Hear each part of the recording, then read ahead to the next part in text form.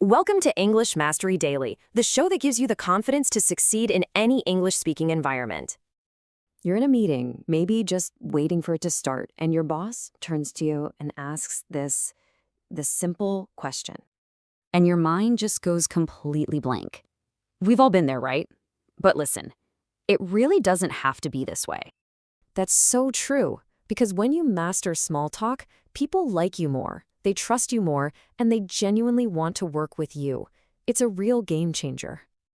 So in this explainer, we are going to give you a complete playbook to turn that awkward silence into a confident connection.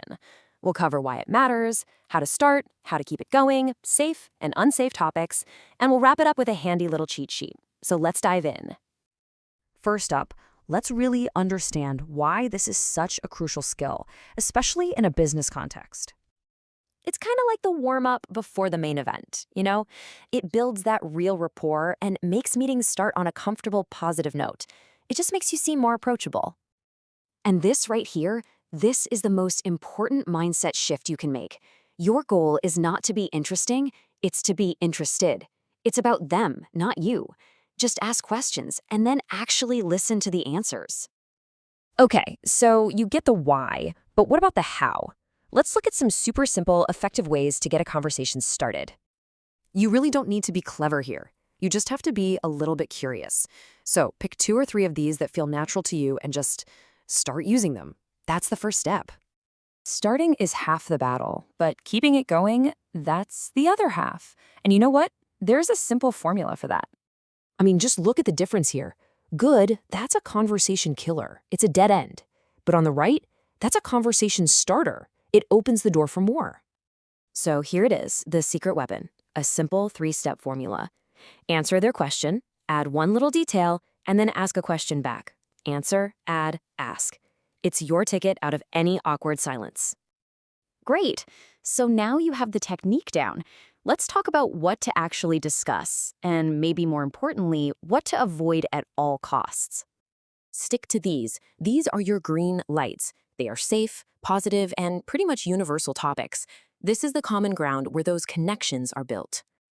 And these are your red lights. Seriously, stop here. If a topic could even possibly be controversial, private, or just plain negative, just don't go there. It's not worth it.